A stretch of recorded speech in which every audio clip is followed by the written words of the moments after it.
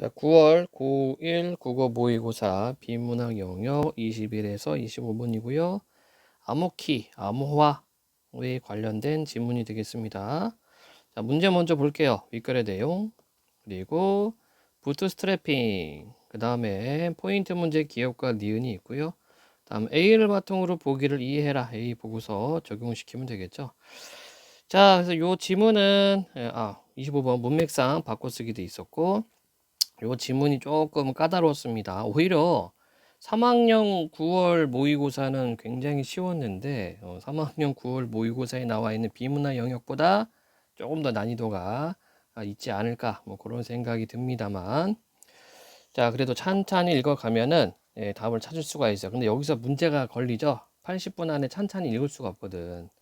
그래서 이런 것들은 내가 다 맞춘다라는 생각이 아니고 할 수 있는 한 문제라도 내가 더 푼다 이렇게 생각을 해야 됩니다. 그래서 뭐 전체 내용을 이해하지 못한다 하더라도 답을 찾는 데는 그렇게 어렵지는 않다. 왜냐면은 이 모의고사 수능이라고 하는 것은 이 지문 안에 답이 숨겨져 있고 문제를 통해서 그 답을 찾아내는 그 과정, 그것을 객관적으로 우리 학생들이 빠르고 정확하게 할 수 있으면 되는 겁니다. 자, 그럼 봅시다. 인터넷의 발달로 데이터 저장 및 분석 과정이 인터넷상에서 이루어지고 있으며 과정이 이루어지다 바꿔쓰기 문제가 되겠죠. 과정이 이루어지다. 이렇게 바꿔쓰기 같은 경우에는 단순화시키면 좋아요. 과정이 이루어지다, 과정이 달성되다 안 되죠. 다음 지문 계속 보도록 하겠습니다. 자, 인터넷상에서 이루어지고 있으며 그에 따라 개인정보와 같은 민감한 데이터는 암호화되어 인터넷 서버에 저장된다. 그런데 현재 널리 사용되는 공개 키 암호화 방식으로 암호화된 데이터는 통계 처리를 위한 연산을 수행하기 위해서 원래 데이터로 복원하는 복호화 과정을 거친 후 연산을 수행하고 그 결과를 다시 암호화해야 한다. 자, 그러니까 어때요? 좀 복잡하죠? 그러니까 그래서 지금 널리 쓰이고 있는 공개키 암호화 방식은 연산을 하기 위해서 다시 복호화하고 그 다음에 다시 암호화해서 어떤 서버에다가 저장하는 그런 방식이 되겠습니다. 하지만 이 과정에서 비밀키나 민감한 개인정보가 유출되는 일이 생길 수 있다. 그래서 암호화된 데이터를 복호화하지 않고 암호화된 상태로 안전하게 연산을 수행할 수 있는 동형 암호가 등장하였다. 자, 그럼 첫 번째 단락에서는 이 동형 암호의 등장 배경 이렇게 정리할 수가 있겠습니다. 그러니까 복호화하지 않고 바로 그 암호화된 상태에서 연산을 수행할 수 있게끔 그래야지만 보다 더 이 개인정보나 어떤 그 보안을 또 유지를 더 철저히 할 수 있겠죠. 다음 단락입니다. 동형 암호는 동형성을 기반으로 하는데 동형성이란 자 개념 나오죠. 데이터를 암호한 상태에서 특정 연산을 수행했을 때 나오는 결과가 암호화하지 않은 상태에서 같은 연산을 수행하고 암호화를 한 결과와 같은 것을 말한다. 한마디로 뭡니까? 자, 암호화해서 연산을 한 결과값하고 그 다음에 암호화하지 않고 연산을 한 결과값하고 어떻다? 같다. 이거를 동형성이라고 얘기를 하죠. 자, 뭐뭐라는 것을 말한다. 암호화를 한 결 같은 것을 말한다. 동형성은 무엇을 말한다. 이렇게 단순화시켜서 바꿔쓰기입니다. 25의 2번 제시 아니죠. 일컫는다, 뭐 정의한다 이렇게 써야 될 것 같아요. 다시 지문입니다. 자, 우리가 동형성이라는 개념을 확인을 했습니다.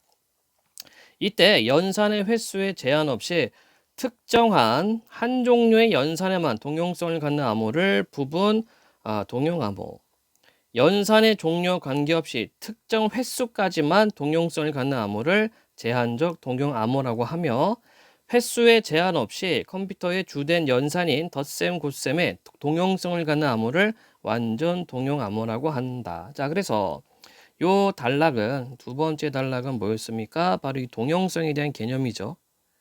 동형성 개념과 그 다음에 종류 세 가지 원, 투, 쓰리 이렇게 동형형 암호 발음이 안 되는 동형암호 종류 세 가지 제시를 했습니다. 다음 단락.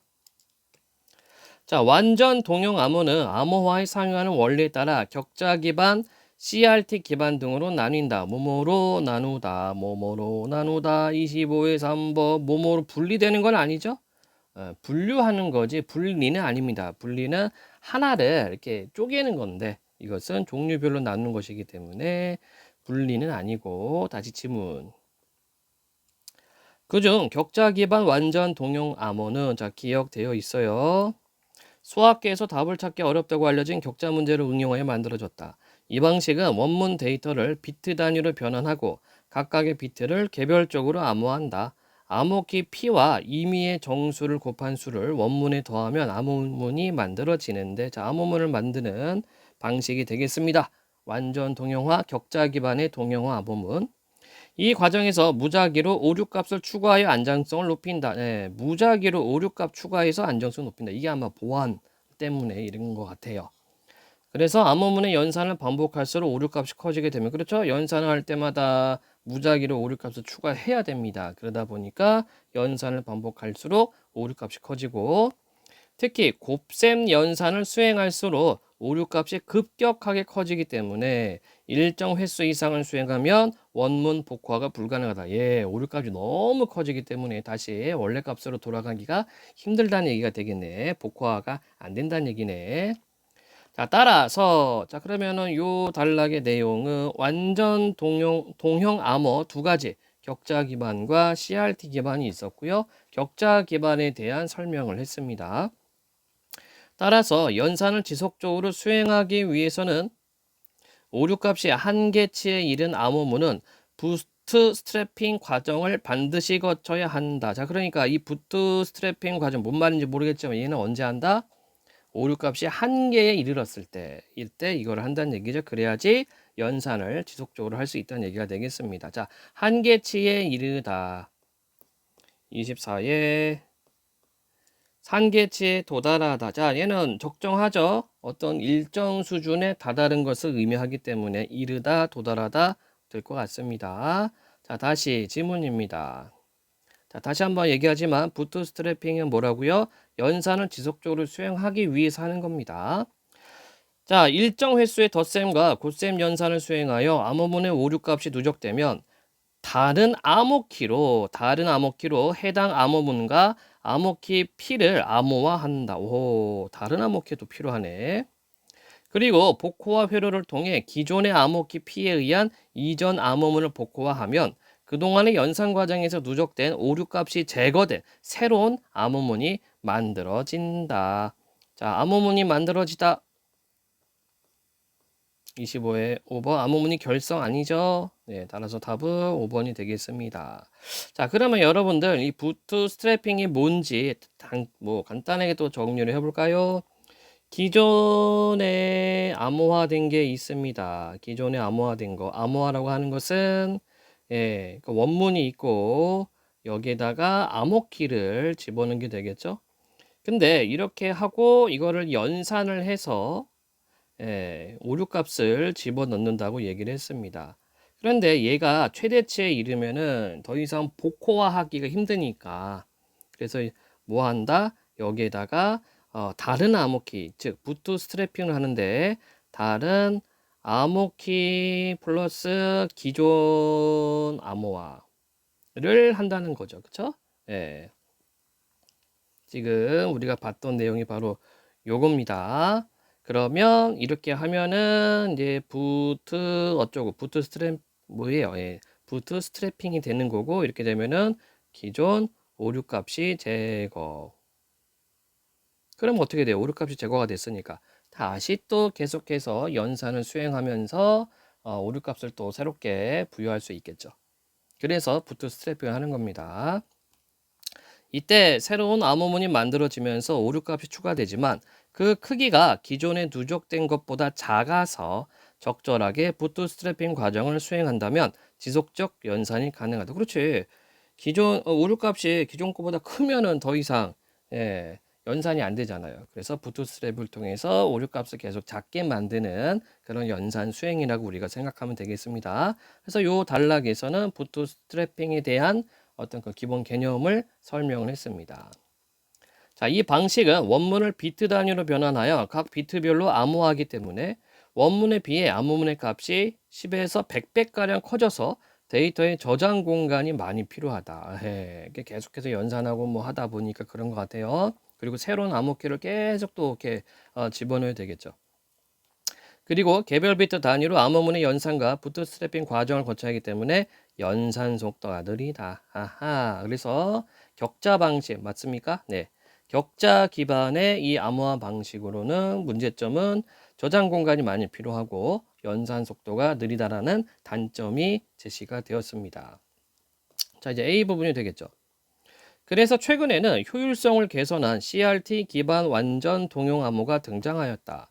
이 방식은 하나의 원문을 특정한 정수인 암호키로 나눈 나머지 값을 암호문으로 이용하고 이 나머지 값에서 원문을 복호하는 방법이다. 자, 여러분들 과학 지문이나 기술 지문 이렇게 분석해 나갈 때 조심해야 될 점이 있어요. 이거를 여러분들이 100% 이해하려고 하면 안 됩니다.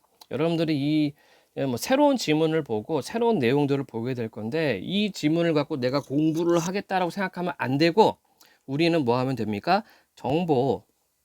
이 정보 단위가 어떤 식으로 배치가 되어 있고 어떤 과정과 어떤 인과를 거치는지 그것만 추적을 해주면 돼요.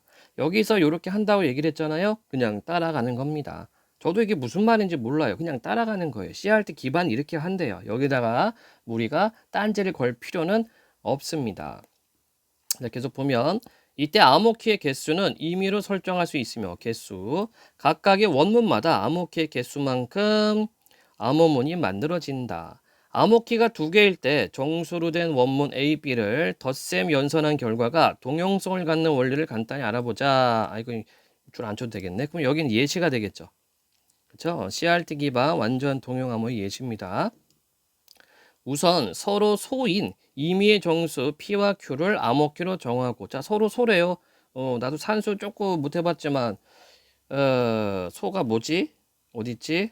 이게 약수인가? 예, 여러 개의 수 사이 1 위에 공약수가 없으면 이르는 말 요따구로 되어 있네. 갑자기 산수가 수학이 되었습니다. 어쨌든 서로 소인 임의의 정수 P와 Q를 암호키로 정하고 그 암호키가 몇 개? 2개. 정수로 된 원문 A, B를 자 원문이 뭐로 돼 있어요? 정수로 돼 있어요. 정수로 된 원문 A, B를 각각 암호키로 나눈 나머지 값을 구하면 자 암호키도 정수라고 얘기를 했죠. 네. AP, AQ, BP, BQ가 되는데 이 나머지 값이 원문 A, B의 암호문이 된다. 뭐 그렇대요. 그러니까 이걸 여러분들이 막 분석하고만 할 게 없고 그냥 이게 이거다 저게 저거다 이렇게 정보 분류만 해주면 됩니다. 자, 그리고 그림처럼 각 원문을 동일한 암호키로 나눈 나머지 값인 AP, BP, AQ, BQ끼리 서로 덧셈 연산을 수행한다. 자, 덧셈 연산을 수행하는 이유가 뭡니까? 바로 지금 예로 든 것은 자, 덧셈 연산하는 암호문인 거예요. 덧셈 연산하는 암호문이기 때문에 덧셈 연산을 수행하는 겁니다. 만약에 어떤 학생이 선생님 이거 왜 덧셈 연산을 하는 거예요? 나누기 하면 안 되나요? 이렇게 의문을 가지면 안 돼요. 왜냐하면 주어진 백그라운드 깔아둔 전제가 덧셈 연산을 한대요. 그러니까 그 나머지 값 암호키로 나눈 나머지 값도 덧셈 연산하는 겁니다. 이런 시스템인 거예요. 얘는 지금. 자, 계속 보면 만약 연산 수행의 결과값이 암호키와 같거나 암호키보다 크면 한 번 더 암호키로 나머지 값을 구한다. 그러면 연산 수행의 결과값인 AP 더하기 BP, AQ 더하기 BQ가 원문 A와 B를 직접 덧셈 연산한 결과값을 암호키 PQ로 나눈 나머지 값인 얘와 얘와 같다. 자, 같으니까 뭐예요? 동형이잖아, 동형. 그래서 동형 암호라는 얘기예요. 그래서 얘가 CRT 기반 동형 암호죠. 그리고 원문을 각 암호키로 나눴을 때의 나머지 값과 각 암호키를 알면 원문을 복호화할 수 있다. 자, 여기는 복호화 조건이 되겠네. 그렇죠? 그래서 어디 보자. 나머지 값하고 암호키를 알아야 돼요. 자, 그림이 나와 있습니다. 이렇게 해놨어요. A, B가 원문이고 그리고 더하기 했습니다. 연문 연산 나오고 그 다음에 암호키가 P하고 Q가 있다로 얘기를 했죠. 그래서 이 AP는 P로 나눈 나머지 값, BP는 B로 나눈 나머지 값, AQ는 Q로 나눈 나머지, 그리고 BQ는 Q로 나눈 나머지, 이런 식으로 암호문을 또 연산을 하는 겁니다. 즉 원문 연산과 암호문 연산 이렇게 되어 있어요. 그러면 여러분 이제 무슨 문제 풀면 되니? 24번 문제 풀면 되죠. 방금 설명한 거기 때문에 그대로 따갖고 와서 여기다가 뒤집어 씌우면 됩니다. 자, A를 바탕으로 보기를 이해한 내용으로 가장 적절한 것은 다음은 CRT 기반 완전 동형 암호를 활용하여 연산하는 과정이다. 자, 덧셈 연산을 쓰고 있죠? 예. 원문 연산 27 더하기 15는 42. 암호와 11로 나눈 나머지는 5, 13으로 나머지는 나머지. 자, 그러면 이때 11이 뭡니까? 암호키야. 암호키. 13도 암호키야.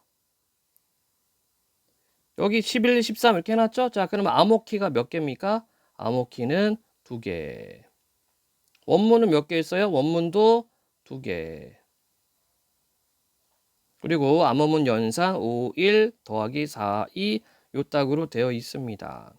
복호와 11로 나누었을 때 나머지 값과 13으로 나누었을 때 나머지 값을 동시에 만족하는 수, 뭐 이런 식으로 되어 있네요. 자, 그럼 1번. 자, 가에서 원문 연산의 결과값을, 자, 여기서 원문 연산의 결과값이 뭡니까? 42죠, 42. 암호키로 암호화하면, 자, 암호화 해야 하니까 어떻게 해야 돼요? 연산해야죠. 5, 4가 된다. 아니죠? 5, 4가 아니라, 자, 5하고 4를 더해야 되겠죠, 그쵸? 예. 5하고 4를 더하면 9가 되는 거고, 1하고 2를 더하면 3이 됩니다. 이게 바로 뭡니까? 위에서 얘기했던 이거예요, 이거. 요겁니다. 요렇게 해줘야 되죠. 원문을 연산했으면은 암호문도 연산을 해줘야 되는 겁니다. 이게 암호화 하는 거예요. 그렇게 해놓고 보니까 5, 4가 된다가 아니라 여기는 9하고 3이 되어죠. 자, 두 번째.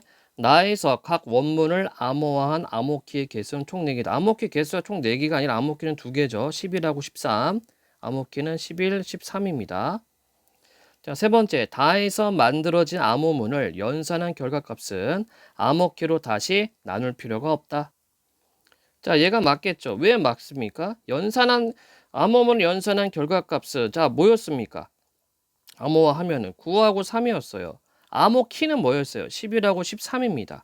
자, 위 지문에서 뭐라고 얘기를 했습니까? 값이 작으면, 예, 이 부분 색깔을 달리하겠습니다.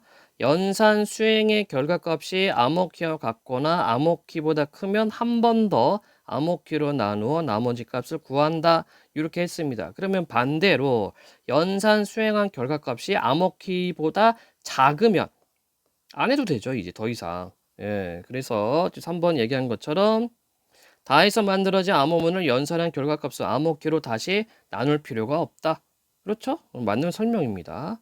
그 다음 라에서 암호키를 알면 나머지 값을 몰라도 틀렸습니다. 원문 27과 15를 복호화할 수 있다 이렇게 돼 있는데 아니죠. 복호화하는 조건이 위 지문에서 뭐라고 돼 있었나요? 어디 보자. 예, 끝부분에 있었네. 나머지 값과 암호키를 알아야 돼요. 나머지 값과 암호키를 알면 원문을 복호할 수 있다라고 제시되어 있었습니다. 자, 그 다음에 5번. 가나다의 과정을 통해 만들어진 연산 결과값은 암호문과 달리 정수이다. 자, 암호문도 정수인데 여기 지금 암호문 어떻게 되어 있어요? 27, 15, 42잖아. 그쵸? 네, 27, 15, 42. 정수예요, 정수. 달리가 아니라 모두 해야 되겠죠. 연산 결과가 얼마였습니까? 5, 4, 9. 1 더하기 2, 3. 이거죠. 이거 다 정수입니다. 그리고 지문 내에서도 뭐라고 얘기를 했냐면 여기 조금 지울게요. 여러분들 좀 알아보기 쉽게. 요렇게 지금 해놨습니다. 임의의 정수, P와 Q를 암호키로 정하고 정수로 된 원문 A, B를 각각 암호키로 나누면 어쩌고저쩌고 이렇게 돼 있죠. 그리고 지금 24번에 박스 나와 있는 거 이거 정수잖아요, 정수 이거. 그쵸? 이거 다 정수잖아, 정수. 예. 따라서 5번은 아니다. 그럼 답 3번 얘밖에 없네. 간단해요, 이게. 그래서 뭐 이렇게 복잡하거나 뭐 여러분들 입장에서는 풀 때는 좀 복잡해 보이지만 이게 그 포인트가 있습니다. 이 문제를 풀기 위한 실마리가 있는데 그 실마리가 지문에 어떻게 배치가 되어 있고 지문에 배치되어 있는 내용이 이 박스에 어떻게 재구성이 되어 있는지 그거를 찾아서 그거 건드려 주면 돼요. 그러면 문제는 풀린다. 예, 우리가 뭐 암호화 뭐 이렇게 해커 뭐 이거 할 그걸 직업으로 삼는 그런 사람들이 아니잖아요. 우리는 지문에 나와 있는 정보를 선지에다가 비교했을 때 연결되는지 안 되는지를 찾아주기만 하면 됩니다. 그게 국어 문제예요. 자, 그럼 다시 지문 마지막 단락. 자, 이 방식 또한 안전성을 위해서 암호화의 개수를 늘려 계산이 복잡하고 무작위로 오류값을 추가하기 때문에 부트스트래핑 과정이 필요하다. 하지만 데이터를 정수 단위로 암호화하기 때문에 여기도 있네. 데이터 정수 단위. 비트 단위로 암호화하는 격자 기반의 방식보다 더 많은 데이터를 저장할 수 있다. 또한 더 많은 데이터 저장할 수가 있고요. 또한 CRT 방식은 원문보다 작은 나머지 값으로 연산을 수행하기 때문에 격자 기반의 방식에 비해 연산값이 상대적으로 작아 연산 속도가 빠르고 기반의 방식과 달리 병렬적으로 연산을 수행할 수 있다. 자, 병렬적으로 연산을 수행할 수 있다는 것은 뭐냐면 동시에 가능하다는 얘기야. 동시 연산 가능. 병렬이 뭡니까? 나란히. 그치? 예. 그래서 연산을 할 때 하나만 하는 것이 아니라 뭐 2개, 3개, 4개 동시에 가능하다. 자, 21번 문제 보도록 하겠습니다. 내용 일치하지 않는 것은 제한적 동용 암호는 컴퓨터의 특정한 한 종류의 연산에만 동용성을 갖는 암호다. 자, 한번 찾아보는 겁니다. 동용 암호를 분리한 부분이 어디 있었어요? 동용 암호를 분리한 부분. 그 부분 찾으면 되겠죠? 자, 제한이라고 얘기했어요. 자, 그럼 보자. 제한적 동용 암호는 뭐라고? 연산의 종류와 관계없이 특정 횟수까지만 동용성을 갖는 게 제한적 동용 암호입니다. 그럼 1번 틀렸죠? 자, 컴퓨터의 특정한 한 종류의 연산, 특정 한 종류의 연산에만 동용성을 갖는 암호는 뭐였습니까? 바로 위에 있는 부분 동용 암호가 되겠죠? 여기 뭐라고 되어 있어요? 연산의 횟수에 제한 없이 특정한 한 종류의 연산에만 동용성을 갖는 암호를 부분 동용 암호로 이렇게 되어 있습니다. 따라서 1번이 틀렸죠. 나머지 격자 기반 완전 동용 암호는 수학적으로 답을 찾기 어려운 문제를 응용해 만들어줬다. 어디 있었어요? 여기 있고. 공개키 방식으로 암호화된 데이터를 연산하기 위해서는 원래의 데이터로 복화해야 된다. 예, 그래서 이거를 좀 개선하기 위해서 동용 암호라는 게 생겼다라고 제시했습니다. CRT 기반 완전 동용 암호는 원문을 특정한 정수로 나눈 나머지 값을 암호로 사용하다. A 부분. 격자 기반 완전 동용 암호는 암호키와 임의의 정수를 곱한 수를 원문에 더해서 암호문을 만들어낸다. 아까 곱셈을 하기 때문에 어디 갔냐? 이게 값이 많이 커진다고 얘기를 했죠. 자, 곱셈에 관련된 게 여기 있군요. 특히 곱셈 연산을 수행할수록 오류값이 커지기 때문에 일정 횟수 이상 수행하며 원문 복화가 불가능하다. 네, 그래서 적절하지 않은 것은 1번이 되겠다. 자, 다음 22번입니다. 부트 스트래핑에 대한 이해. 자, 이게 사실은 그 컴퓨터 어떤 그 프로그래밍 용어라고 해요. 잘 모르고. 그리고 뭐 이게 보니까 뭐 경제학에서도 쓰는 용어라고 하는데 우리가 뭐 이렇게 뭐 컴퓨터 프로그래머가 될 것도 아니고 또 경제학자가 될 건 아니잖아요. 그냥 내용만 따갖고 오면 되겠습니다. 자, 1번 부트스트래핑은 동일한 암호문을 연산할 때 덧셈 연산보다 곱셈 연산을 많이 수행할수록 더 빨리 시작되겠죠. 왜냐면은 오류 값이 임계치에 다다르기 때문에 더 빨리 임계치에 다다르니까 곱셈을 하면은 더 빨리 시작을 할 겁니다. 두 번째, 부트스트래핑은 암호문의 연산 과정에서 오류 값이 한계치에 이르렀을 때 진행. 그렇죠? 그러니까 1번에서 덧셈보다 곱셈을 하면은 한계치에 이르는 게 더 빨라지기 때문에 그래서 1번하고 2번은 같은 내용이고 3번 부트스트래핑에 사용되는 암호키는 이전 암호화에 사용된 암호키 다르죠? 새로운 다른 암호키를 사용한다고 얘기를 했습니다. 4번 부트스트래핑의 과정을 거치면 이전 암호화된 암호문이 복화되고요. 이것도 아까 설명했습니다. 5번 부트스트래핑의 결과로 생성된 새로운 암호문에는 오류값이 없는 것이 아니라 오류값이 있어요. 오류값이 있는데 기존의 오류값보다 값이 적습니다. 그렇게 해서 지속적으로 연산 수행이 가능하게 되는 겁니다. 5번이 틀렸다. 23번 기억과 니은을 비교와 이은 내용 적절하지 않은 것은 기억이 뭐였더라? 기억이 자 니은은 CRT 기반 그리고 기억은 격자 기반 이렇게 되겠네요. 좀 적어 놓겠습니다. 내가 머리가 나빠가지고 기억이 격자 니은이 CRT 적절하지 않은 것은 기억은 니은과 달리 비트 단위로 암호문 연산 수행 맞고요. 기억은 니은과 달리 원문을 암호화했을 때 암호문의 값이 원문보다 커진다. 그렇죠? 자, 이 부분은 어디 있을까? 뭐 비트 단위 어쩌고저쩌고 하여주고 뭐 100배 이상 뭐 이렇게 이 부분이죠. 이 방식은 원문을 비트 단위로 변환하여 각 비트별로 암호하기 때문에 원문에 비해 암호문의 값이 10에서 100배가량 커져서 데이터의 조정 공간이 많이 필요하다 이렇게 되어 있습니다. 그래서 CRT는 어떻다? 맨 끝부분에 CRT 방식은 원문보다 작은 나머지 값으로 연산을 수행하기 때문에 격자 기반의 방식에 비해 연산값이 상대적으로 작아 연산 속도가 빠르고 이렇게 등등등등 되어 있죠. 예. 자, 3번. 니은은 CRT는 기억과 달리 암호문에 오류 값을 추가하여 안정성을 높인다. 자, 얘는 좀 거꾸로 되어 있죠. CRT가 아니라 격자 기반입니다. 격자 기반. 자, 다시 한번 격자 기반을 찾아볼까요? 오류 값을 추가한다고. 자, 좀 지우고. 암호문을 만듭니다. 암호문을 만드는데 이 과정에서 무작위로 오류값을 추가하여 안정성을 높인다라고 제시가 되어 있습니다. 따라서 지금 23번에 3번 니은은 기억과 달리 요게 틀렸죠? 예, 요걸 반대로 해놔야 되겠다. 아니구나. 쏘리 죄송합니다. 예, 달리가 아니라 모두구나 모두. 예, 정신 나갔네. 네. 자, 우리가 니은은 확인했죠? 기억도 한번 볼까요? 요거 무작위로 뭐 추가했다는 부분이 어디 있을까나? 요 부분에 있네요. 이 방식 또한 안정성을 위해서 또한 이 부분. 암호키 개수를 늘려 계산이 복잡하고 무작위로 오류값을 추가하기 때문에 부트 스트래핑 과정이 필요하다. 쏘리 합니다. 예, 하나를 빼먹었었네. 일단 뭐 이게 보다 보니까 생각이 났네요. 그래서 맞는 설명이고요.